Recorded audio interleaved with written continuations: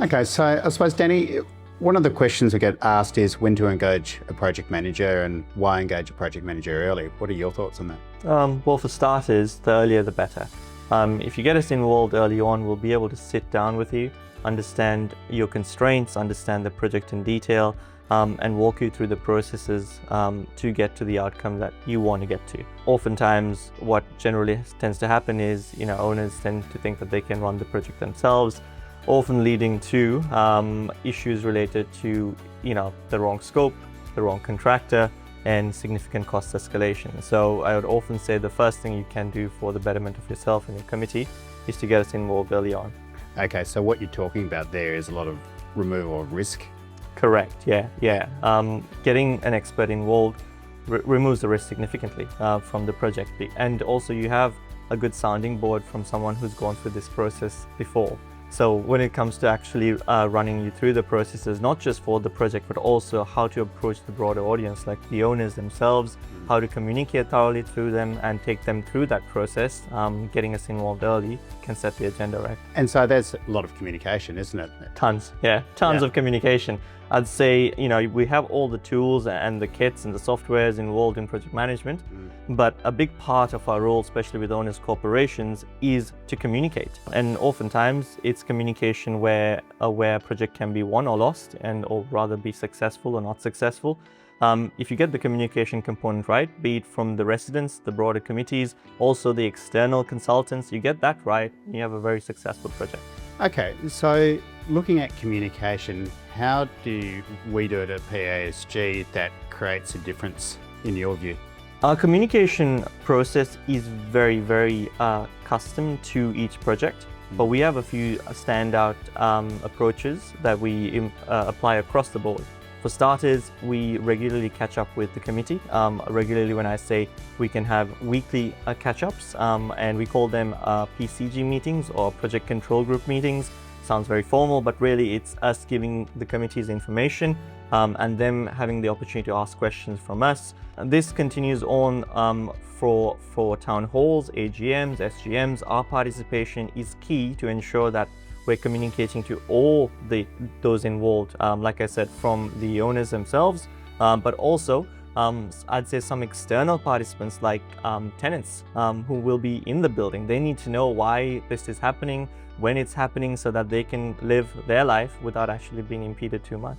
And so walk us through the fortnightly reports. And so we issue fortnightly reports that go out to the committees right from the start of the project. Yeah. And, part of that is showing what we've been up to, what we're about to do in the next 2 weeks, what the risks to the project are, and what we're doing to manage those risks, right? That's correct. And that's part of the transparency that we try and offer. It's important that whether it's good news or bad news, that the owners corporations know exactly where they stand. And that is something, an ethos rather, that we run across our business. Ultimately, as you mentioned, if we are able to communicate, people are able to prepare, digest that information, and come to a sound decision. Our formal approach, like I mentioned, is to have those PCG meetings. These are also formalized in the reports that we send, outlining the key developments that have happened over those 2 weeks, but also the risk involved and where those key decision constraints might be. An advance warning of these is very important because with owners corporations, decisions take time. So getting this across to them as early as possible means that they can sit on it, digest it, and come to a decision at on a timely basis. So those initial investigations on site and those defect assessments or scoping phases, talk us through that and how that works and how that is an important part of the process, because if that goes wrong, then everything goes wrong. Yeah, that's so true. I often refer to the scope as the Bible for the project. You get that wrong, and essentially you have a project that is not going to have an outcome that the owners themselves are seeking. So once you get us involved early on, we'll be on site to review what the issues are. And we discuss that openly as a scoping environment in which we are trying to outline what the problems are and how we propose to fix it. That's why I refer to it as the Bible, because essentially that document will be part of your contract. It'll be part of the tendering process. It's referred to throughout the project timeline. So it's a very key document used. And as part of that, and as part of our engagement, we can take investigations of what was wrong. Sometimes, on occasion, we also need external participants, consultants involved, experts in their field to assist us through that process. But all in all, that process is to ensure that the outcome can be pretty much defined early on, and that can be taken throughout the project. So that scoping document, if that's easy to read when it goes into tender, talk us how that changes things significantly. I think that's a very, very important point. So we try and refine our documentation so that the contractors can also be able to understand it, digest it correctly for the environment that we work in. And I'll break that down a little bit. We're not building rocket ships, but at the same time, we want to try and define the areas in which the expectations for the contractor. And that's very, very important, because if we're able to communicate, again, communication to the contractor, what the actual outcome is expected through this process, we'll get a better result out of it. Yeah. Oftentimes, you have scopes that are just, I'd say there's a lot of technical jargon in it, which confuses the contractor. Yeah. They add risk premiums to their price, and ultimately it results in extra costing for the client in the end. So if we make it easy for the contractor to read and to understand it, to cross-reference the rest of the documentation, then we're likely to get better prices. Spot on, yeah. And what's our role? Our role is to get the best possible price. Absolutely. Our role is to ensure that we can get the best possible price, the best possible outcome, regardless of regardless of the problems that are put forward to us. Our main objective through this entire process is to make sure that the client is satisfied. Yeah. So Danny, we're always asked, project managers are expensive, we'll do it ourselves. But is a project manager really an additional cost? No, not at all. It's a common question, like you said, we get asked. Oftentimes, owners look at our costs and say, hey, why am I paying this extra money? But what we ask owners to do is take a step back and realize that whatever money you're paying, our fees pay for itself. Yeah. From the very beginning and the onset, if you engage a professional like us, we bring about value from our scoping stage for starters. There are projects that are overcomplicated, we reduce the complication and reduce cost. You take the construction stage, we bring value in terms of ensuring that you're protected in terms of the contract that you sign. We bring value in terms of ensuring that the contractor is not taking advantage in terms of variations. And we also bring a level of communication to ensure the project is actually successful. Yep. Which is, like, as we discussed, the most important thing. There's the communication component. You get that wrong, you'll have some very angry owners at your door. Yeah. I'd actually argue that just by having us involved in the tendering phase, despite you having the best documentation in the world, you're going to get better prices because builders want to be working with a project manager. Sorry to say it, but they don't necessarily want to be working with an owners corporation with a committee of 6 people. They want to be working with an intermediary such as us. Correct. Yeah. It brings structure, right? Yep. And where there's structure, the contractors themselves realize that they're not at so much of a risk dealing with some committee that might not really understand the nuances of construction. So that reflects in how they engage with the project, but also their cost and how they actually conduct themselves on site.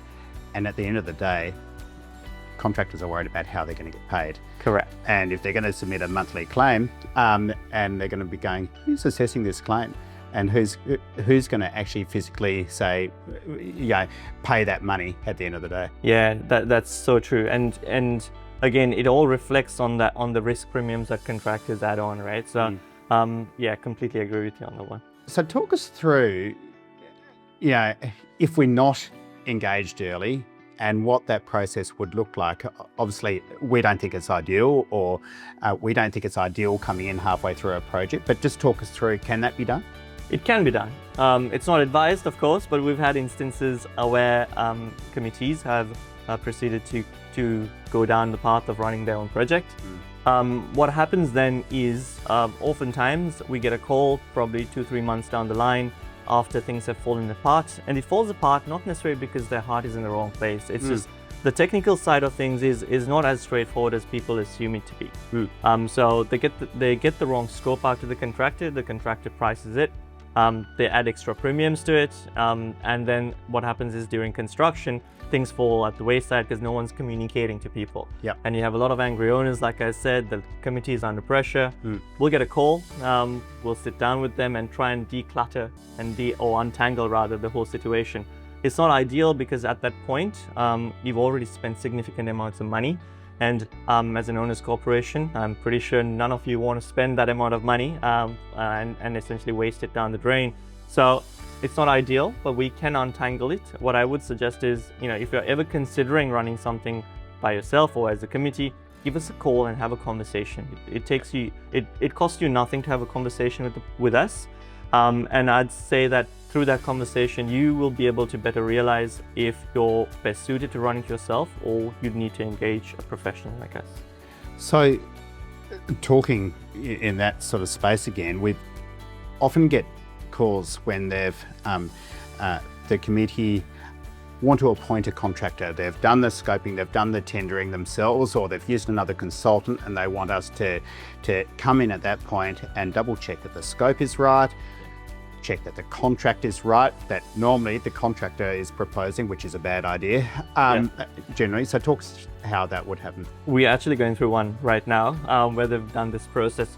So it's not ideal because you're still spending the same amount of money or very similar amounts of money because our review will be thorough. So the same process that we go through in scoping, we will apply to that secondary stage if you come to us later, because accountability and responsibility, this is very important, and we take accountability of the work that we sign off on. So we want to make sure that that scope will actually fix the problem at hand. So we go through an extensive review process to ensure the scope aligns. We go through the contract, and this is where things get a little bit tricky because we'll read the contract and realize that, hang on, this contract does not have any security. It has no provisions or protections for the principal, the owner's corporation.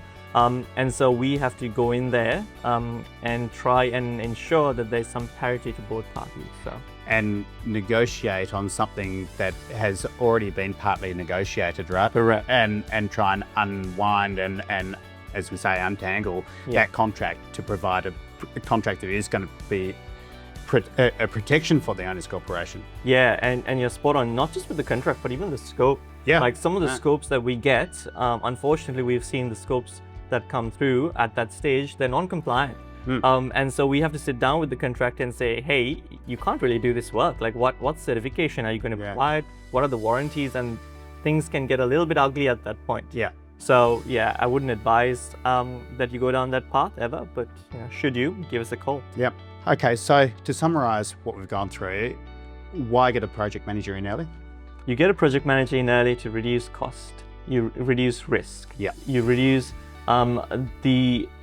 amongst everything, you get a project manager involved because you want to run a successful project.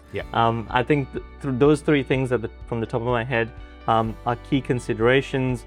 But ultimately, I think you want a level of expertise, and you want a level of communication when you run these projects that allow both the committee, but also the broader audience, the residents, to understand the extent of works that's going to be carried out.